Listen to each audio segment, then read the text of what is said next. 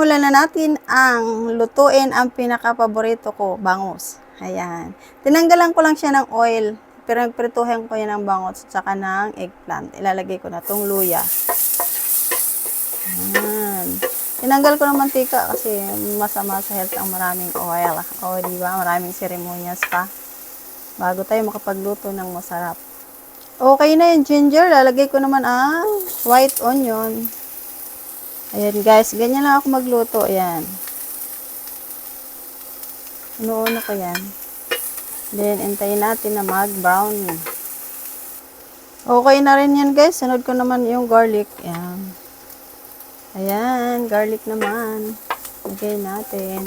Hintayin natin na maging golden yung garlic. Ayan. Okay na yan guys. Huwag na natin hintayin masunog. Okay na yan. Lalagay ko naman yung kamatis at sili. Ayan. Lulutuin muna natin mabuti yung kamatis para talaga siyang lumawas ang kanyang juice. O, diba? Bago pa tayo makakain ng masarap, kailangan natin mag-effort. Para ding relationship siya eh. Kailangan ng effort ba? Bago maging succeed. Yeah. Lagyan ko siya ng kunting patis. Ayan. Para magkalasa. Mix natin. Mix ng kaunti. And then, i-cover up ko muna yan para maluto yung kamatis. Open na natin kung pwede na guys. Ayan. Kailangan lutong-lutong. Ayan guys, durugin natin yung kamatis na mabuti para lumabas yung kanyang juice. Ayan guys. Ayan, pwede na yan. Lalagyan ko ng konting gata, yung pangalawang gata, and then pakukuluin. Ayan guys. Tatakpan lang muna natin ulit hanggang kumulo. Kulo na guys, open na natin. Ilalagay natin ang aking bangus na pinirito. Kinote ko rin yan sa flour. Ayan.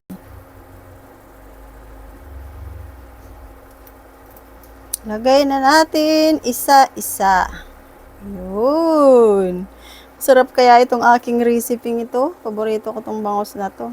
Para may kunting twist naman. Hindi laging prito. Ganon. Sinigang. Ayan. Para maiba rin naman, diba? Kailangan nating paglaanan to, mag-effort tayo para sumarap ang ating lulutuin at samahan natin ng konting pagmamahal. Yehey!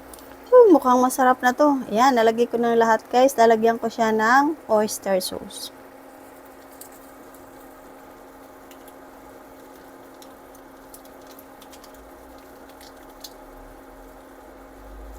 Ayan.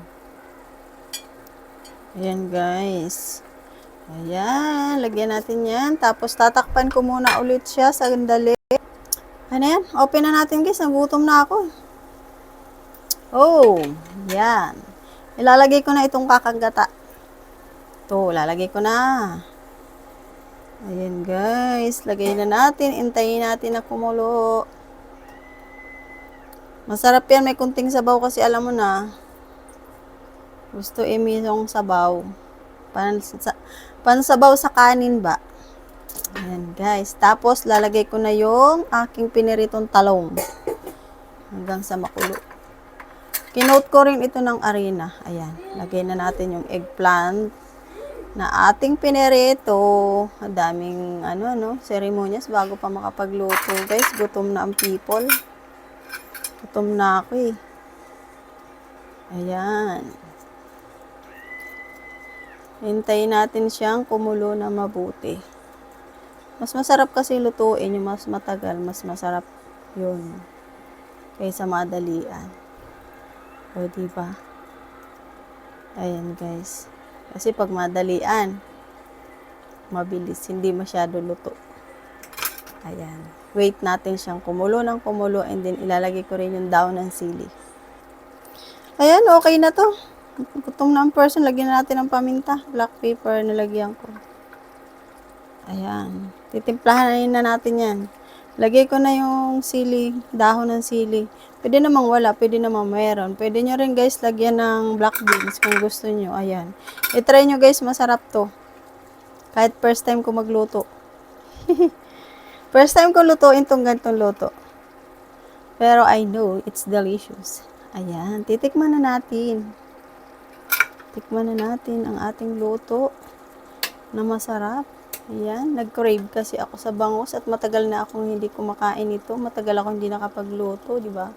Isang bangus lang ito, guys. Hinati-hati ko, pinaboneless ko. Isang perasong bangus. Ayan.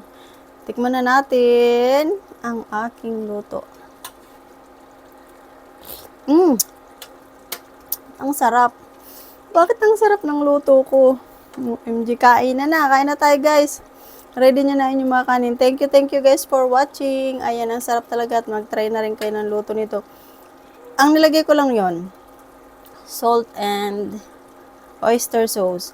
Kasi yung bangus, nilagyan ko na yun ng asin at saka paminta. Kinote ko na rin ng flour. Ayan, kaya hindi niyo na kailangan maglagay ng kung ano-ano pampalasa dyan. Promise, masarap na to kahit wala kung ano-ano pa man. Ayan, kain na tayo. Thank you for watching. Bye-bye. Let's eat, everyone. Ayan, sarap.